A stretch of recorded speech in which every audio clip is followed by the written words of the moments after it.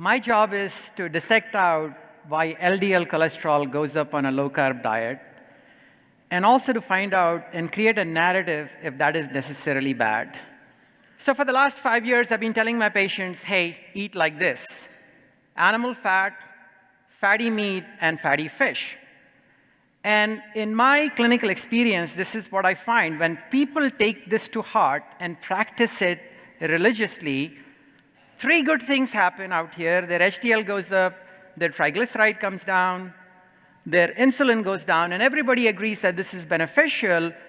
But the darn LDL that everybody is worried about goes up, especially when one is being particularly good at it. So before we demonize LDL or cholesterol, we got to recognize that it's an evolutionary important molecule, important for life. Every cell in our body, the cell membrane would not have the fluidity and integrity if it were not for cholesterol. The cholesterol is so important for the brain that it does not delegate that responsibility to any other organ but itself. The LDL molecule that cardiologists want to wipe from the face of the earth is giving cholesterol to the ovaries, making all women in here look beautiful, and testosterone to men, making us look handsome. Now, bile acids are absolutely essential for absorbing fat-soluble vitamins, for absorbing fats, and they are cholesterol byproducts. And cholesterol is not a metabolic fuel. We cannot use it for energy. So bile acids constitute the way in which we eliminate cholesterol in our gut. Now, on the right side of the slides, I have shown many beneficial functions of LDL cholesterol, and I would not be able to get into them, but people watching this later can pause and peruse them. I wanted to find out why LDL goes up, and this paper gave me a big insight. Now, this paper is in 7 people who fasted for 7 days, and what was found is that fasting increased their LDL cholesterol. Fasting makes us do fat metabolism. When we stop eating or eating a low-carb diet, what happens is that we run out of glycogen very quickly within the first 4 to 8 hours. And then you see that for certain tissues that need sugar, you see that the gluconeogenesis is slowly going up and then comes down. And the reason it comes down is because our body becomes adapted to burning fat as ketones. Man's entry into life, and the reason that we are still alive is because we are capable of ketosis. But you can see that as fatty acid is entering the liver, it's getting converted to acetyl-CoA, then becomes HMG-CoA, which is the branch point that makes either ketones or makes cholesterol. So by design, if you get very good at fat burning, by design, you're going to increase your cholesterol levels. This is a fasting study in humans. In a fasted state, the liver is making much less VLDL cholesterol, which is triglyceride-rich, and making a lot higher LDL cholesterol, which is cholesterol-rich. This is the pattern that I observed.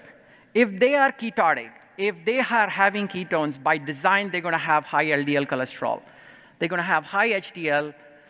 Now I move on to a path which says, why do we malign LDL? Does it have any benefit?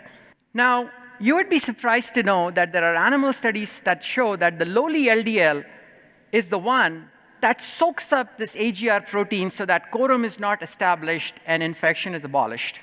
These bacteria also release inflammatory mediators, and these inflammatory mediators cause cell death.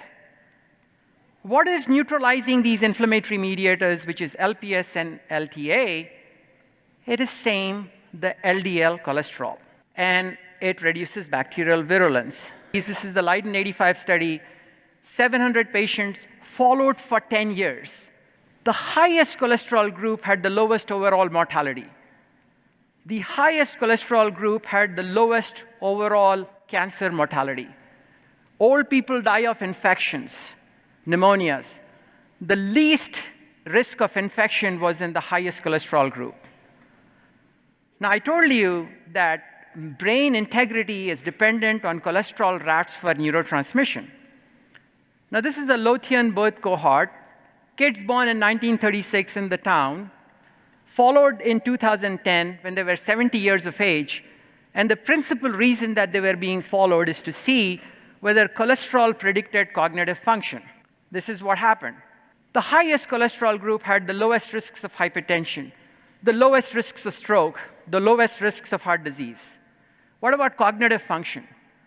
The higher your cholesterol, the better your cognitive function. The general ability, your processing speed, your memory, your IQ, all dependent on high cholesterol. About 300 of these 1,000 patients were on statins.